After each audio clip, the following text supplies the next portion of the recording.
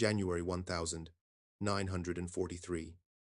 A thin mist hangs over a makeshift American processing camp on Guadalcanal. The fighting has slowed, but the air still carries the echoes of gunfire, distant, irregular, fading into the jungle. A small group of Japanese soldiers, barefoot and trembling, are escorted through the clearing. Some lean on improvised sticks, others stare at the ground, refusing to meet the eyes of the men around them. They had expected death. Every step they take now feels borrowed. American medics move first, checking wounds, offering water, stabilizing those who can barely stand. Then comes something the prisoners do not understand. A field cook swings open the lid of a steaming container. The aroma drifts across the clearing. Meat, beans, coffee, bread, basic rations to an American soldier. But to men who have survived on half-rotten rice and dried fish for months, it is almost unreal. The guards expect suspicion, maybe refusal. Instead, they witness something none of them will forget. The first hesitant bite, the pause, the look of disbelief, and then quiet, uncontrollable tears. A small moment, easily lost in the scale of a world war, yet powerful enough to unsettle every soldier who watched it unfold. And to understand why that moment mattered, we must step back into the world that shaped it. To understand why a simple American meal could provoke such an emotional reaction in captured Japanese soldiers, we must return to the landscape of the Pacific War in its early years, a conflict defined not only by brutal combat, but by two military cultures shaped in almost opposite ways. In 1942 and early 1943, the Japanese Imperial Army operated under a doctrine that fused nationalism, scarcity, and spiritual endurance. Food was not merely nourishment, it was a test of will. Rations were designed around minimal needs, often poorly preserved, and frequently stretched far beyond intended limits. Even before deployment, Japanese soldiers were trained to regard hunger as a natural companion of the warrior. The expectation was simple. A soldier who complained about food lacked the moral strength to serve the emperor. This philosophy collided violently with reality. Japan's supply network across the Pacific was fragile. Merchant shipping fell prey to submarines, and isolated garrisons often found themselves living on dwindling stores. By the time many Japanese units reached Guadalcanal, Saipan, or later islands across the Central Pacific, their rations had deteriorated to moldy rice, dried fish, or whatever jungle roots they could forage. Cases of beriberi, dysentery, and profound weight loss became common. Some survivors of these campaigns later recalled losing a third of their body weight before ever entering captivity. On the other side of the ocean stood the United States military, which treated logistics as a weapon. American supply doctrine hinged on abundance high-calorie meals, preserved meats, vitamin-enriched components, and a distribution system that could move food across oceans with remarkable efficiency. Even in primitive forward camps, U.S.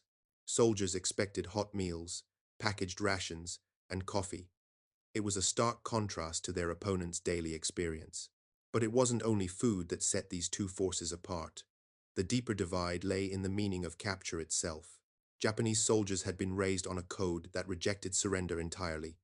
From childhood through school and into military service, they were taught that captivity was equivalent to moral death. Surrendering meant eternal shame, both for themselves and for their families. Many believed that Americans executed prisoners or tortured them, fueled by wartime propaganda designed to harden their resolve. When capture finally came through wounds, starvation, or circumstances beyond their control, they entered American hands, expecting brutality. American troops, meanwhile, approached Japanese POWs with a mixture of caution, inexperience, and surprise. Unlike European theaters, where prisoner handling followed long-established norms, the Pacific conflict introduced new psychological territory. Many U.S. soldiers initially assumed they would rarely encounter living Japanese prisoners, given the enemy's refusal to surrender. When they did, it often unfolded in chaotic, emotional scenes, with medics and infantry moving quickly to secure men who were often too weak or frightened to resist. It was in this atmosphere charged with fear, exhaustion, and layers of cultural misunderstanding that the first real interactions took place. Some of the earliest significant captures occurred on Guadalcanal in late 1942, when starvation and disease weakened Japanese detachments. The Americans who processed these prisoners saw men whose faces were hollowed by hunger and whose uniforms hung loosely from malnourished bodies. Officers recorded that many POWs were so dehydrated or feverish that they collapsed shortly after reaching U.S. lines. Amid this grim reality, one detail stood out: the American belief that even enemies deserved basic humane treatment. Although not all units applied this philosophy perfectly, official policy was clear. POWs would be fed, stabilized, and treated according to international standards. And so, in a war defined by savagery, a strange contrast emerged: U.S. forces providing food to men who had been taught that the Americans were monsters. In these early camps, the quiet clatter of metal trays and ration tins opened a new chapter of the conflict. Not a strategic breakthrough, nor a battlefield maneuver, but a human moment. A moment that would reveal far more about the state of Japanese forces and the mindset shaping their reactions than the soldiers serving the meals initially understood. And as those first prisoners sat down before steaming American rations, the story behind their reaction began long before the food reached their hands. When Japanese POWs first entered American-controlled camps, they crossed an invisible line from months of deprivation and uncertainty into an environment built on procedures, rules, and an unexpected degree of structure.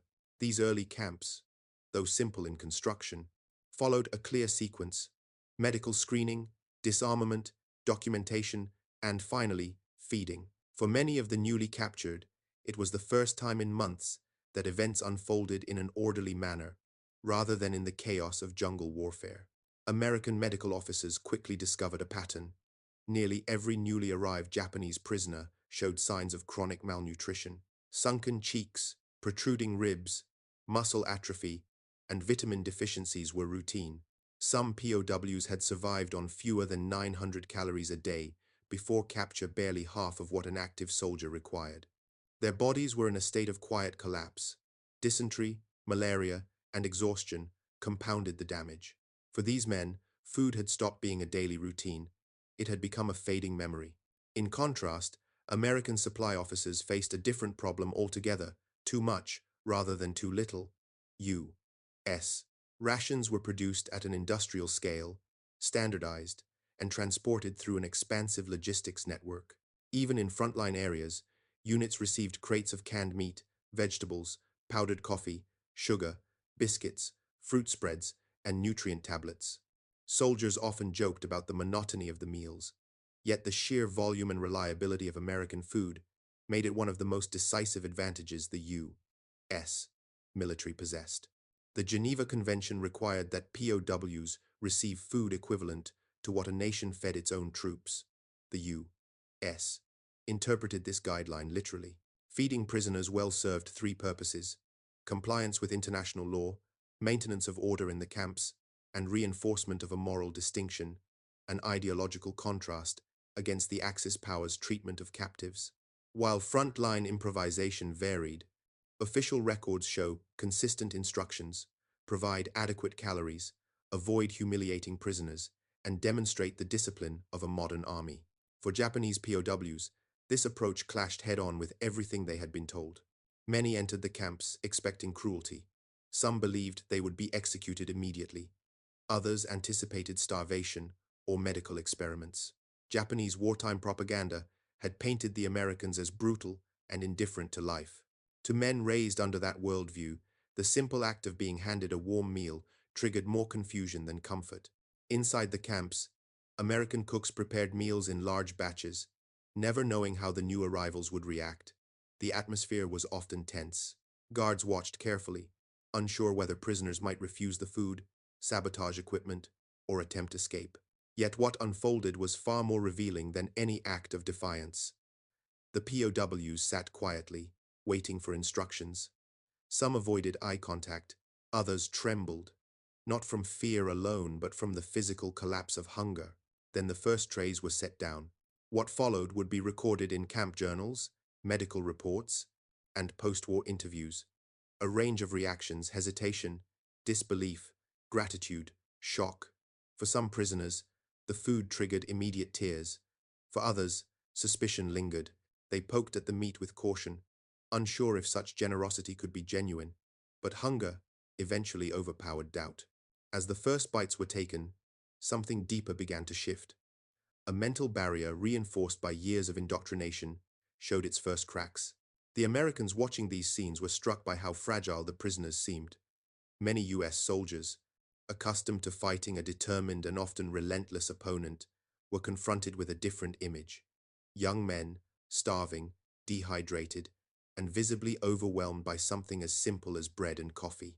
It created a moment of mutual recognition, quiet, understated, yet profoundly human.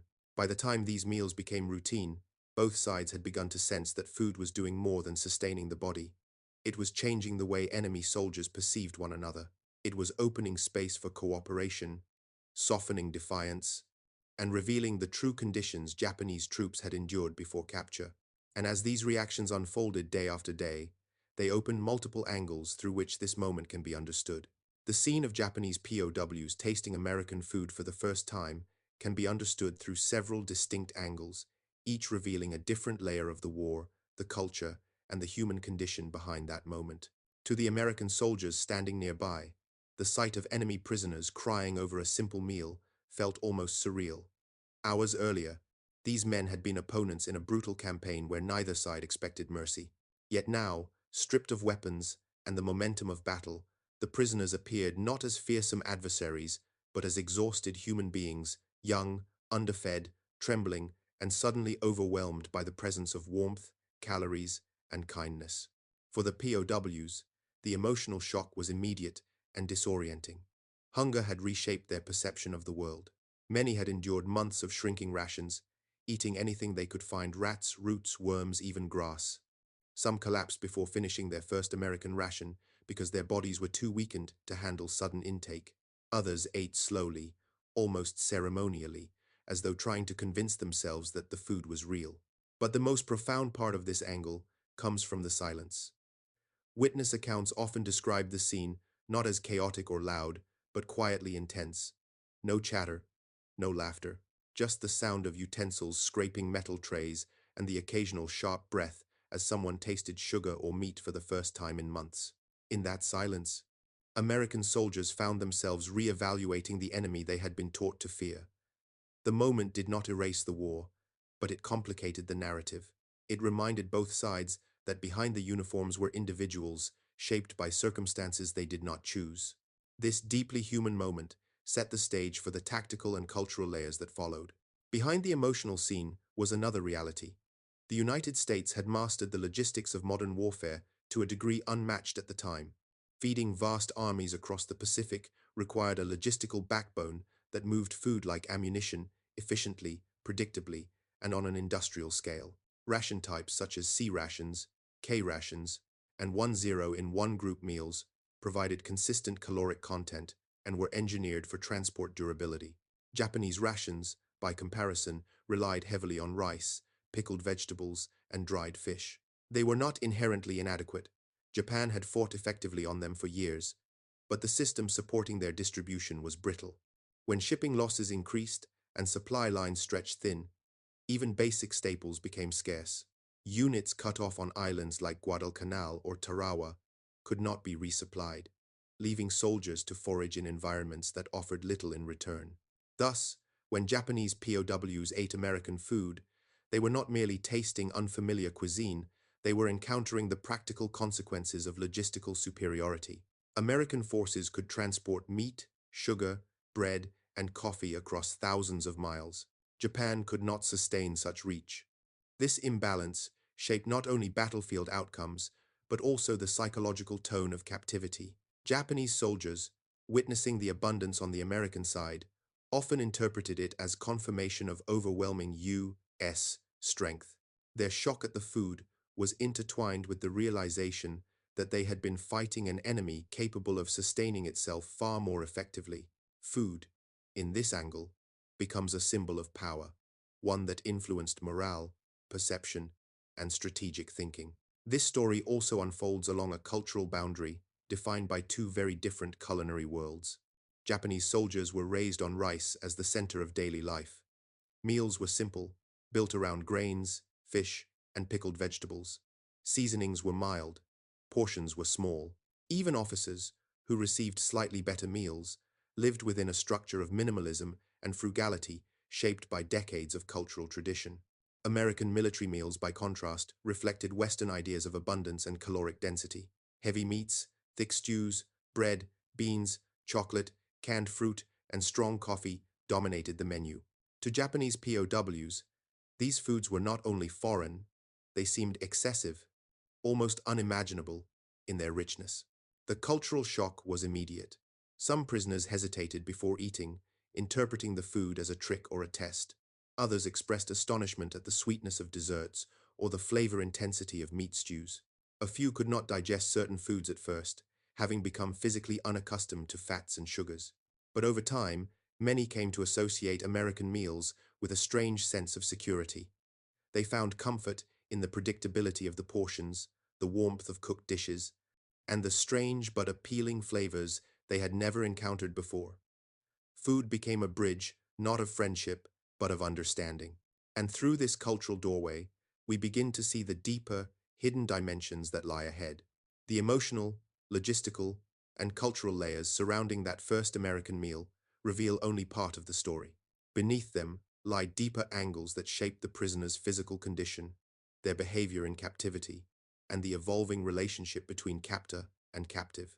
By the time many Japanese soldiers became prisoners, their bodies were operating on the edge of biological shutdown. Medical officers routinely recorded extreme caloric deficits, vitamin deficiencies, and dehydration. Some POWs arrived, weighing barely 100 pounds. Their skin clung tightly to bone, their eyes appeared sunken, and their hands trembled involuntarily. In this context, the first American meal was not simply a kindness, it was a physiological event with real risks. Sudden access to rich foods could lead to digestive distress or, in severe cases, refeeding complications. American doctors, aware of this, often recommended that prisoners eat slowly at first. Yet hunger pushed many POWs to consume their meals rapidly, sometimes overwhelming their weakened systems. Even so, the nutritional shock had a visible effect. Within days, prisoner vitality began to improve. Color returned to their faces, they stood straighter, their speech became clearer. Camp medics noted rapid weight gain in some individuals who had lived for months on little more than ration fragments and foraged plants. For many Japanese POWs, the steady supply of food became a lifeline their bodies had long forgotten. The human form, once bent by starvation, began to reassert itself. Bones softened beneath new muscle, eyes brightened. The first signs of health sparked something deeper. Prisoners began to trust that captivity did not mean slow death. In this angle, food is medicine, restoring not just the body, but a sense of safety that had been absent for months. And as the POWs regained strength, they became more capable of interacting, working, and speaking with their captors, opening the door to the next angle. American officers quickly realized that feeding enemy prisoners humanely produced unexpected benefits. Camp order improved. Cooperation increased.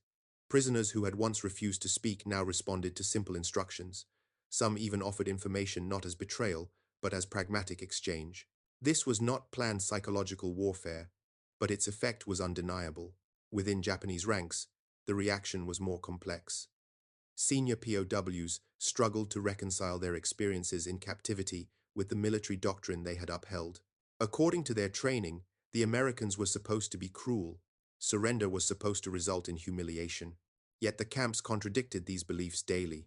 Meals became a focal point of this internal conflict. Leadership structures, although informal, persisted within the camps. Higher-ranking prisoners monitored behavior, encouraged discipline, and tried to maintain the remnants of imperial army hierarchy. Yet even these leaders could not fully ignore what food represented, a stability they had not experienced in months. Some POW leaders attempted to maintain emotional distance, instructing younger soldiers not to become too comfortable. But hunger carried its own authority. When prisoners realized that meals arrived consistently, 3 times a day, their morale shifted. The fear of the unknown began to give way to routine. For American guards, this shift was equally significant. A fed prisoner was calmer, easier to manage, and less likely to resist camp rules. This dynamic created a feedback loop. Humane treatment reduced tensions, and reduced tensions made humane treatment easier to maintain. In this angle, leadership is not expressed through orders or rank, it emerges through simple daily rituals, with food as the quiet catalyst. Before encountering POWs directly, many American soldiers viewed the Japanese as an implacable force, unyielding, fanatical, and frighteningly committed. The battlefield reinforced this image. Surrender was rare, charges were relentless. Resistance continued even in hopeless situations. But captivity revealed a different truth. Watching prisoners react to American food humanized the enemy in a way few soldiers expected. Hardened Marines and infantrymen found themselves standing silently as gaunt prisoners wiped tears from their faces after tasting warm bread or drinking coffee. These moments conflicted sharply with battlefield impressions. The soldiers in front of them were not the fierce silhouettes they had fought in the jungle. They were young, vulnerable, and profoundly human. For some Americans, this revelation created a reflective pause, a recognition that the war, brutal as it was, had been shaped by governments and doctrines rather than personal hatred. For others, the shock was more practical. If the enemy was starving this badly, what did that say about Japan's ability to continue the war? Among Japanese POWs, perception changed just as dramatically. The kindness shown over something as basic as food contradicted years of propaganda. Prisoners began to question what else they had been told.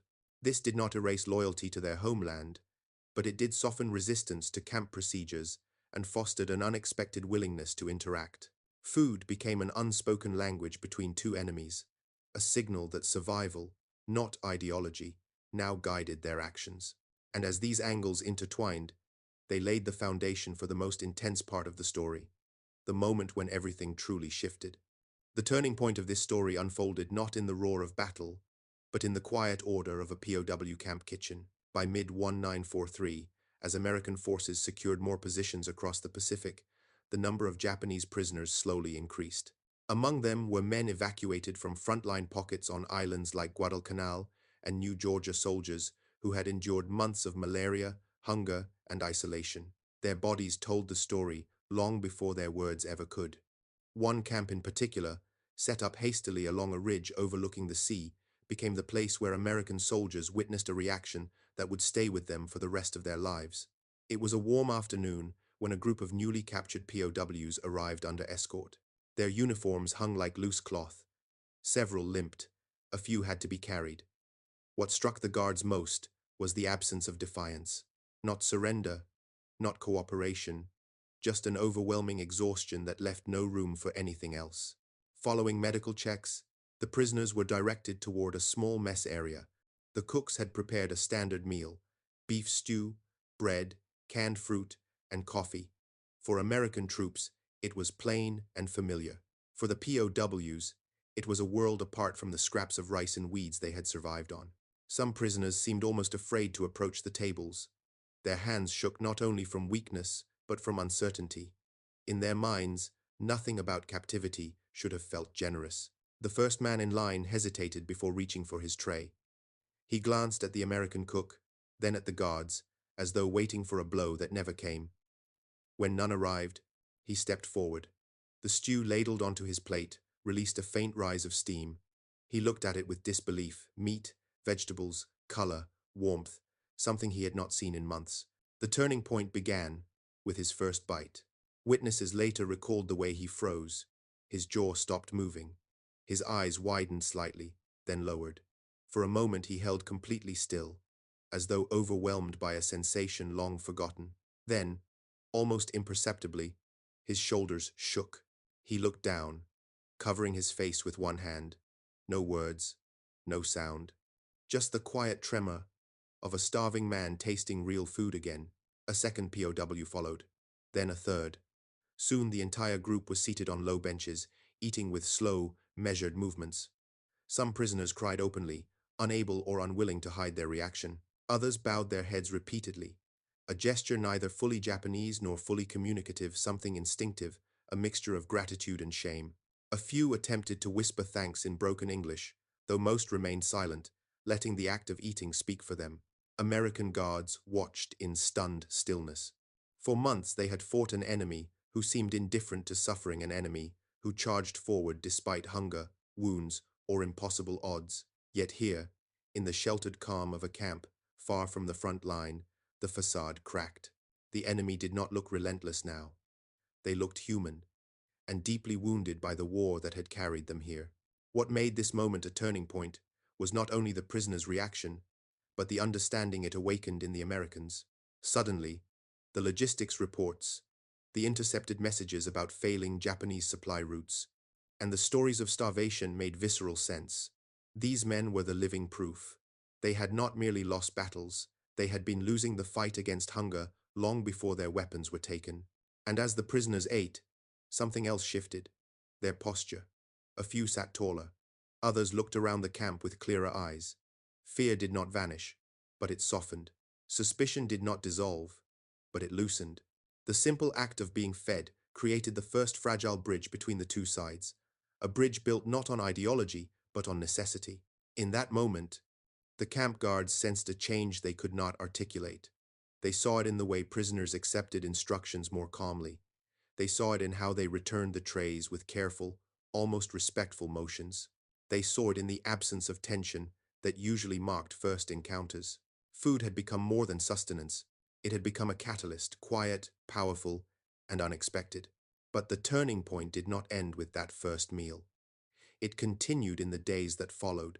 As the prisoners' strength returned, their behavior shifted, and previously unthinkable interactions began to take shape.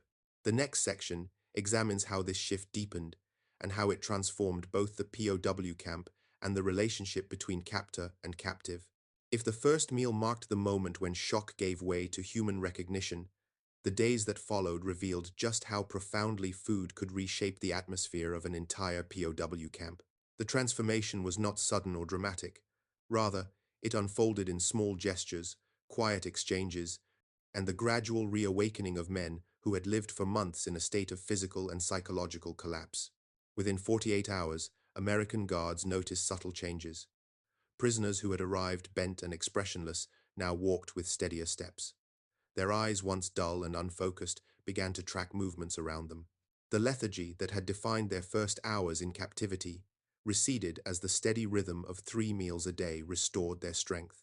For many POWs, the camp became the first place in a long time where they were not calculating how to preserve what little food they had left. One of the most striking shifts appeared during the second or third meal. A prisoner, slightly older than the others, and likely a junior officer, stood before accepting his ration. He bowed deeply, not the sharp, formal bow of a soldier, but a slow, deliberate gesture that conveyed gratitude. The American cook, uncertain how to respond, simply nodded, but other prisoners noticed. The next day, several repeated the gesture. The act was small, but it marked a softening that no guard had expected. The growing trust influenced camp operations in practical ways. Prisoners who had been too weak to stand now participated in simple tasks, cleaning eating areas, assisting medics, or distributing water. These were not favors. They were signs that the POWs understood their environment was stable, predictable, and far removed from the desperate hunger of the front lines. American officers recorded an increase in compliance, fewer disciplinary issues, and a dramatic decline in attempted self-harm, which had previously been a concern among soldiers, indoctrinated to believe that surrender was dishonorable. Even conversations began to shift. A translator stationed at the camp noted that once prisoners regained enough strength to speak confidently, some began asking questions about American food, how it was prepared, why certain ingredients were used, whether all U.S. soldiers ate like this. The questions were not strategic. They were expressions of amazement. The variety and quantity of American meals challenged everything they had been taught about enemy hardship and supposed decadence. One exchange became emblematic. A young Japanese POW asked an interpreter whether American soldiers always had access to meat. When the answer came, most of the time, yes, the prisoner looked down at his hands and murmured something quietly. The interpreter later translated it. We were already defeated long before this. It was not a tactical confession. It was a human realization. The abundant food represented not luxury, but capacity. It reflected an industrial and logistical strength Japan could not match. In this way, The turning point extended beyond emotion. It entered the realm of perception and morale. POWs began to reassess the war they had fought.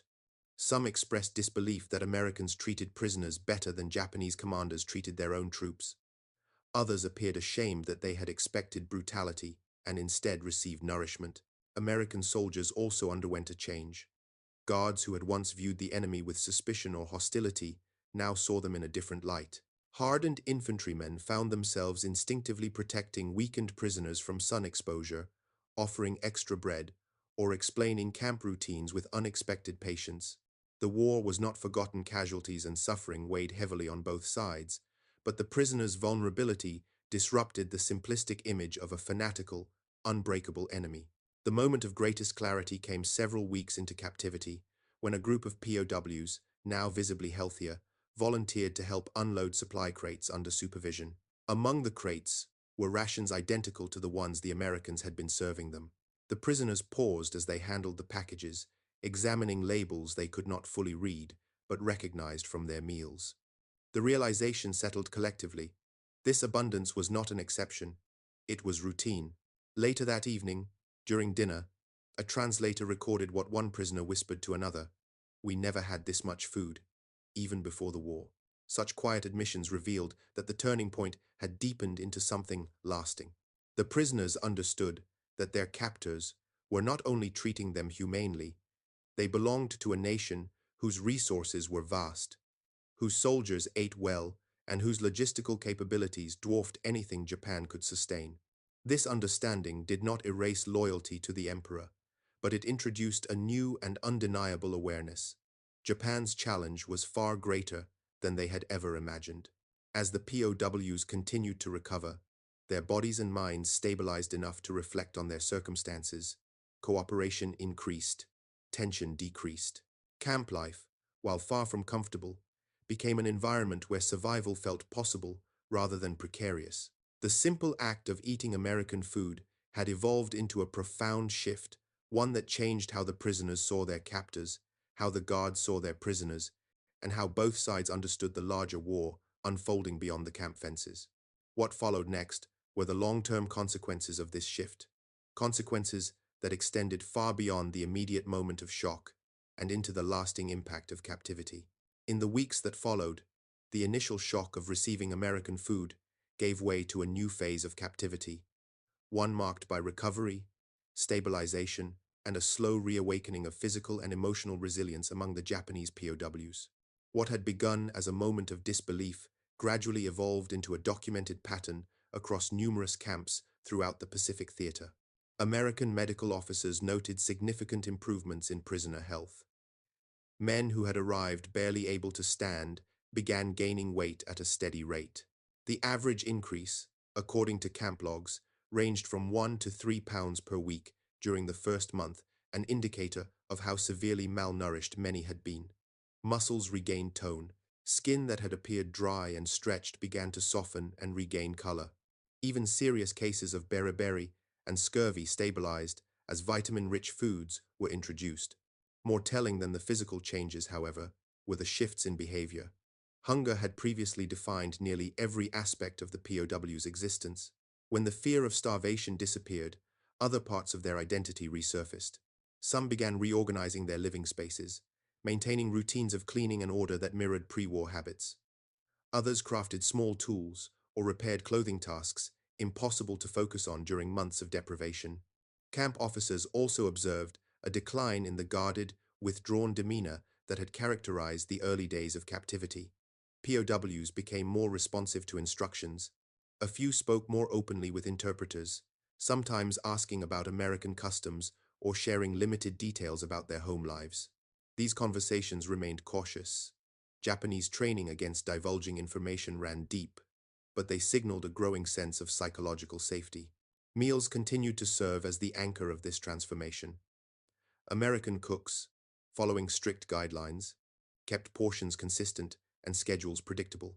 For many POWs, the rhythm of mealtimes restored a sense of normalcy they had long forgotten.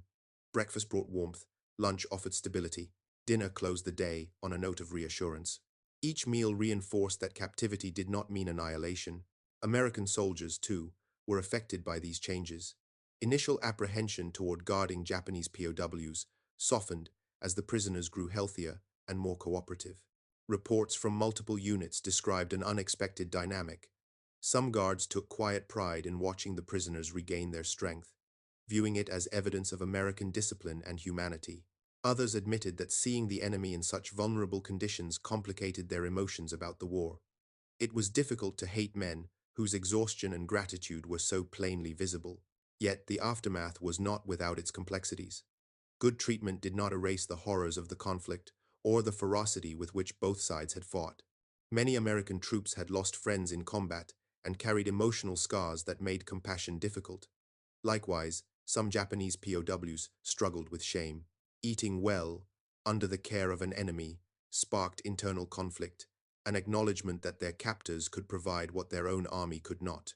Still, the relief of steady nourishment often outweighed these tensions. Camp records noted fewer disciplinary issues, fewer escape attempts, and fewer acts of self-harm than had been feared. Stability bred cooperation. Cooperation reduced the risk of conflict. And through it all, food remained the silent driver. The first emotional reaction, the tears, the disbelief, the trembling hands, had been only the beginning. The true aftermath was found in how those meals reshaped the daily lives of the prisoners and the perspectives of the soldiers guarding them. As the weeks turned into months, the story of those first reactions would continue to echo not only in the camp itself, but in the broader context of the war. As months passed, the impact of those first meals began to extend far beyond the confines of any single camp. What occurred in the quiet moments of POW mess halls gradually shaped post-war testimonies, historical accounts, and the broader understanding of how Japanese soldiers experienced captivity under American control.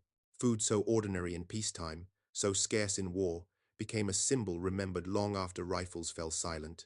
Interviews conducted after 1945 revealed how deeply these early experiences had marked the prisoners. Former soldiers, now elderly men, often recalled their initial shock at the abundance of American rations with vivid clarity.